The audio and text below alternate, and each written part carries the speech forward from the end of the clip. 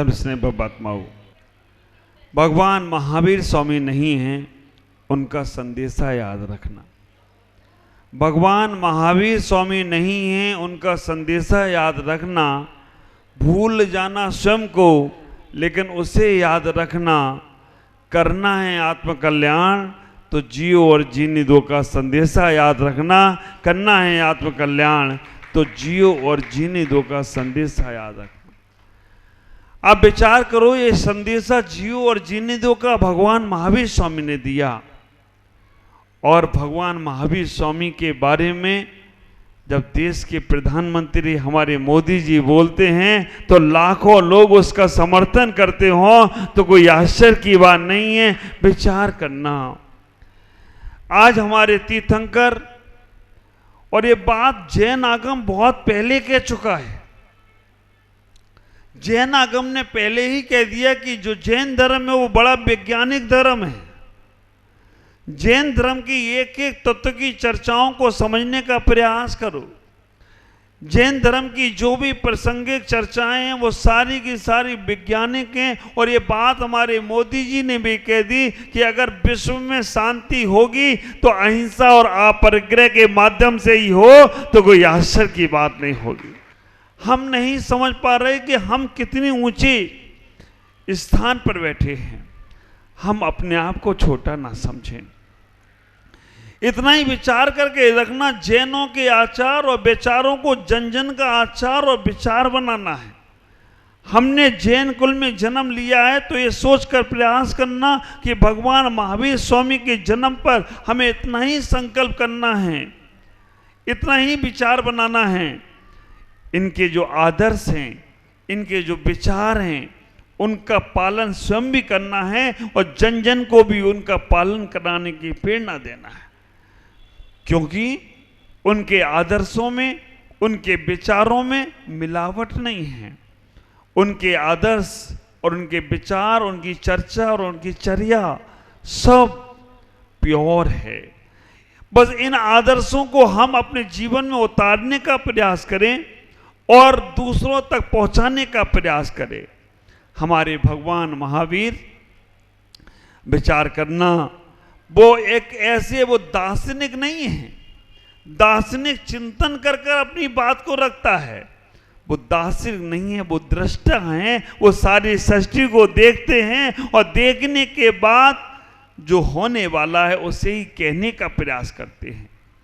भगवान महावीर वैज्ञानिक नहीं है, वो भेद विज्ञानी हैं। जो वैज्ञानिक, तो एक वैज्ञानिक कोई रिसर्च करता है, लेकिन दूसरा वैज्ञानिक उनके रिसर्च को तोड़ देता है, खत्म कर देता है। नई वैज्ञानिक नया रिसर्च करता है, वो भेद विज्ञानी है। ऐसा भेद विज्ञान उन्होंने किया, शरीर शरीर में रह गया, आत्मा आत्मा में रमण करती रह गई। विचार करना, भगवान महावीर जो पूर्णता को प्राप्त हुए, और जो ऐसी पूर्णता को प्राप्त हुए कि जो उन्हें मानता है वो भी उनकी संपूर्णता को प्राप्त करे, तो कोई आश्चर्य की बात नहीं है। क्योंकि पूर्णता से ही संपूर्णता को अपूर्ण नहीं रहने वाला है। जैन आगम के दो शब्द, क्षमा और मोक्ष, ये जैन आगम में है। क्षमा और मोक्ष दोनों अक्षर हमसे कहने का प्रयास करते हैं, अगर तुम क्षमा को धारण करोगे। ख्याल करना, क्षमा का उल्टा क्या होता है? क्षमा में कितने अक्षर है? 2, छा और मां। मोक्ष में कितने अक्षर है? 2, मां और छा। बस इतना ही भगवान महावीर कह रहे हैं कि अगर तुमने क्षमा धारण करी तो तुम्हारा छा मां के बाद आ जाएगा, और छा मां के बाद आया तो क्षमा करने वाला मोक्ष भी चला जाए तो कोई आश्चर्य नहीं होगा। ये क्षमा और मोक्ष, तीर्थंकर महावीर स्वामी अपने जीवन में जो जन्म लिए, उन नरकों में भी जहां एक क्षण को भी शांति नहीं है, वहां भी शांति का वातावरण बना हो तो कोई आश्चर्य नहीं है। तुम्हें नहीं पता, तुमने नहीं देखा, केवल सुना है। लेकिन आज आपने देख भी लिया कि भगवान महावीर निकले तो मौसम भी बिल्कुल सुहाना हो गया। चारों तरफ धुबड़ी में ऐसा वातावरण जैसे देवता ही रक्षा कर रहे हो। और हमें ऐसा मालूम पड़ा कि पूर्वोत्तर में भगवान महावीर का उत्सव, शोभा यात्रा कहीं नहीं निकली, केवल धुबड़ी में निकली है, क्योंकि धुबड़ी में जीवंत महावीर के अंश बैठे हैं। पूरे पूर्वोत्तर में आप विचार करके रखना, हजारों सैकड़ों समाजें होंगी, लेकिन धुबड़ी का सौभाग्य देखो कि यहाँ पर तीर्थंकर का जन्म मनाने के लिए समाज ही एकत्रित नहीं हुई। एक आचार्य परमेष्ठी पूरा संघ 13 पीछी उनका जन्म महोत्सव मनाने। तुम बच्चों के जन्म महोत्सव मनाने के लिए रिश्तेदारों को बुलाते हो, मेहमानों को बुलाते हो, हाँ, मित्रों को बुलाते हो, आस पड़ोसियों को बुलाते हो, लेकिन धुबड़ी वालों ने आचार्य संघ को बुलाया हो तो इससे बड़ा और कोई आश्चर्य की बात। और आचार्य संघ आए, इतना ही विचार करना, एक आचार्य संघ जीवंत, जो उस पथ पे चलने वाले संत होते हैं, भगवंत होते हैं।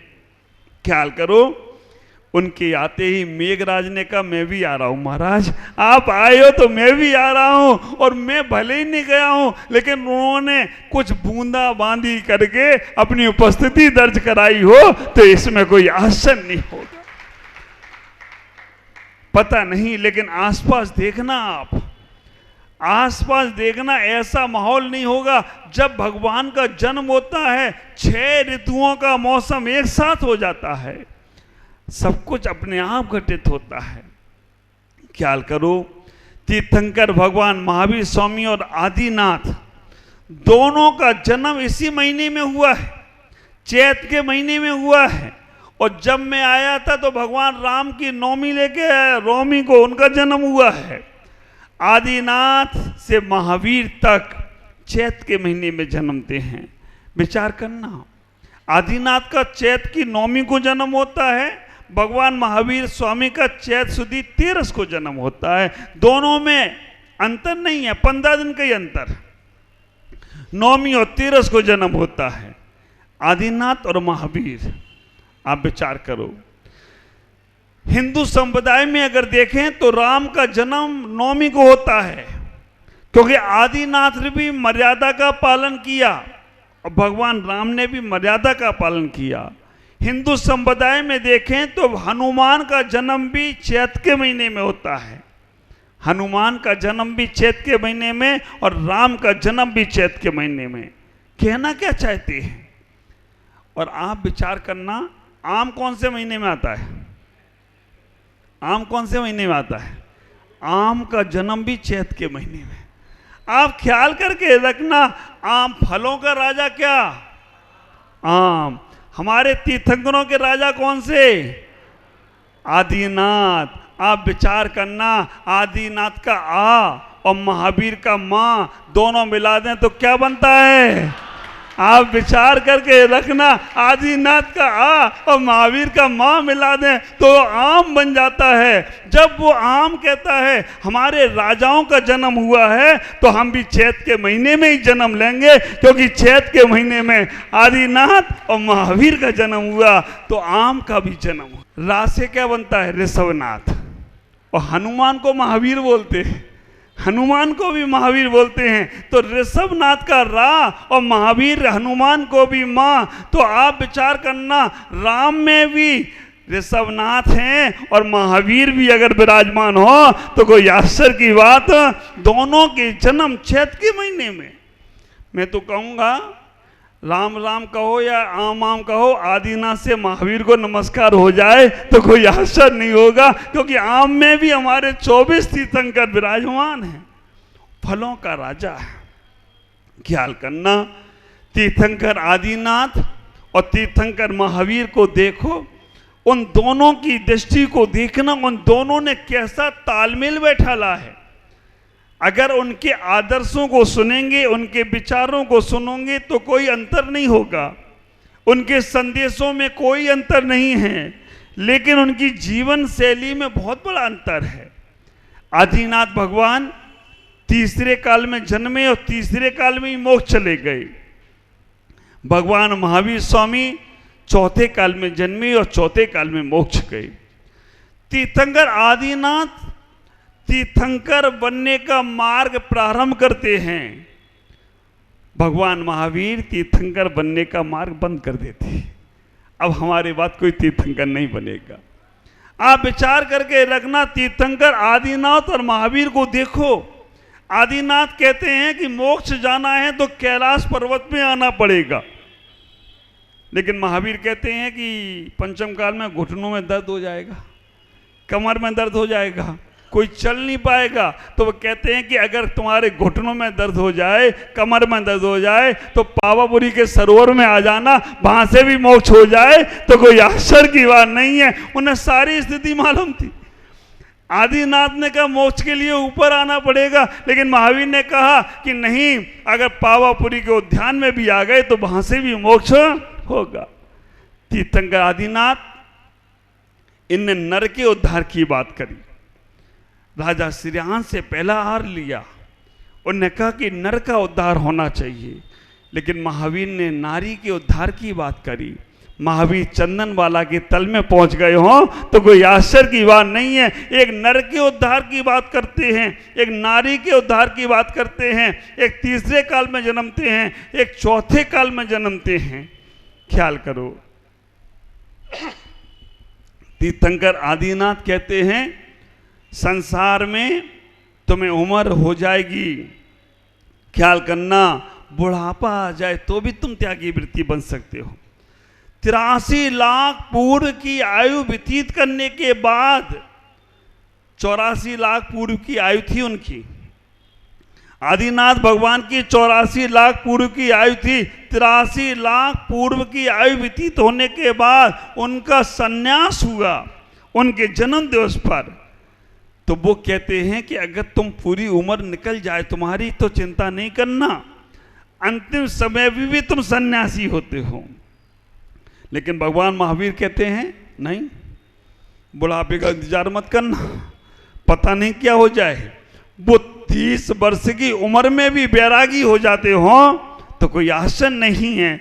एक 55 की बात करते हैं और एक बचपन की बात करते हैं कि 30 वर्ष की उम्र में भी सन्यासी हो सकते हो। ख्याल करना, भगवान आदिनाथ की 2 शादियां हों। उन्होंने कहा तुम्हारी शादी हो गई हो तो चिंता मत करो। कितनी शादियां हुई आप लोगों की? 1 या 2? एक ही हुई है। आप विचार करना, आदिनाथ ने कहा 2 भी हो जाए तो चिंता नहीं करना, उनके बाद भी तुम बैरागी बन सकते हो। लेकिन महावीर कहते हैं कि शादी के चक्कर में पड़ना मत। हिंदू जैन संप्रदाय में दोनों मतों में है। दिगंबर में कहते हैं बाल ब्रह्मचारी थे, श्वेतंबर में कहते हैं विवाह हुआ है। दोनों अपनी अपनी जगह ठीक हैं। आप विचार करना, वो कहते हैं कि अगर तुमने शादी नहीं की तो भी तुम सन्यासी बन सकते हो। और आप विचार करना, आदिनाथ और महावीर को हमने नहीं देखा, तुम मेरे संग को देख लो। एक तरफ आदिनाथ बैठे हैं जिनने विवाह करके सन्यास लिया है, और एक तरफ महावीर बैठे हैं जिन्होंने कहा हम ऐसे ही निकलकर अपने कल्याण करेंगे। एक तरफ 55 है और एक तरफ बचपन है। 55 देखना है तो परमानंद सागर को देख लो, और बचपन देखना है तो प्रभाकर सागर को देख लो। तुम्हें दोनों को देख के बैराग हो जाए तो आदिनाथ और महावीर की परंपरा को स्वीकार करो तो कोई आश्चर्य की बात नहीं होगी। मैं आपसे इतना ही कहना चाहूँगा, आदिनाथ भगवान का चिन्ह गाय का था और भगवान महावीर का चिन्ह क्या था? वो चिन्ह भी हमसे कह रहे हैं। आदिनाथ के समय पे जो लोग थे वो बहुत भद्र परिणामी थे, उनसे एक बार कोई बात कह दी जाए तो मान जाते थे। लेकिन महावीर स्वामी के समय के लोग शेर की तरह हैं। आप विचार करना, जल्दी समझ में आता नहीं है। बैराग की बातें कहते कहते थक गए हम और चले भी जाएंगे। पूर्वोत्तर का लास्ट गांव है ये जैन समाज का। अब यहाँ से पूर्वोत्तर से कल सुबह विदा हो जाएंगे। विचार करके रखना, अब पूर्वोत्तर से विजय कल सुबह बिहार होगा, पूर्वोत्तर में धुबड़ी अकेला एक ऐसा गांव है कि कोई भी साधु आएगा तो पहले धुबड़ी में आएगा, उसके बाद ही पूर्वोत्तर में प्रवेश करेगा। और कोई भी साधु जाएगा, पूरे पूर्वोत्तर का आशीर्वाद, पूरे पूर्वोत्तर का जो भी विचारधाराएं हैं, सारा का सारा धुबड़ी में देखे जाएगा। लेकिन आप ख्याल करना, धुबड़ी से निकलने के बाद हमारे अंजू भाई का पेट्रोल पंप मिलेगा। कलशारोहण तो यहाँ पर हो जाएगा, लेकिन ध्वजारोहण वहीं होने वाला है। ये पूरे पूर्वोत्तर में साधु का क्या आनंद रहा, कैसे आनंद रहा। मैं आपसे कहूँगा, आज महावीर जयंती के दिन हमें इस जन्म कल्याणक पर सेवा के कार्यों का संकल्प करना है। ख्याल करना, हम अपने बच्चों के जन्म दिवस मंदिर में भगवान के कलश पकड़ के मनाएंगे, तुम्हारे बच्चों का जन्म दिवस मनाना सार्थक होगा। और जितने वर्ष का तुम्हारा बच्चा हुआ हो, उतने दीपक जलाकर भगवान की आरती उतरवा लेना। ख्याल करना, उतना तुम्हारा। और मैं एक चीज बोलता हूं, सही रूप में अगर आपको अपने बच्चों का जन्म दिवस मनाना है तो किसी अनाथालय में ले जाना, और अनाथालय में ले जाकर अपने बच्चे से सब बच्चों के मुंह मीठे करवाना, उन्हें जो आवश्यकता हो उन्हें दिलवाने का प्रयास करना। तुम्हारा बच्चा बहुत बड़ा एक दान दातार बने या बहुत बड़ा लोगों की भावना समझने को तैयार हो तो कोई आश्चर्य नहीं होगा। जब शादी की सालगिरह तुम्हारी आए तो किसी वृद्धाश्रम में मनाना, तब रियल मालूम पड़ेगा कि शादी की सालगिरह आज वृद्ध आश्रम में मना रहे हो तो वहाँ क्या कैसे होगा। मैं आपसे कहना चाहता हूँ, ये धुबड़ी एक ऐसा परिवार बने जहाँ पर सबको आत्मीयता और प्रेम मिले। अभी गौरीपुर में देख के आया, गौरीपुर में कोई भी, चाहे जैन हो जैनेतर हो, सब के सब एक परिवार की तरह से एक दूसरे से मिलते हैं। हम धुबड़ी में भी सब परिवारों को एक तरह से मिलें, हर किसी को मिलाने का प्रयास करें। आज बहुत अच्छा लग रहा है, यहाँ दिगंबर, सितंबर, 13पंथी, 20पंथी सारी समाजें यहाँ बैठी हैं, पूरी जैन समाज यहाँ बैठी है।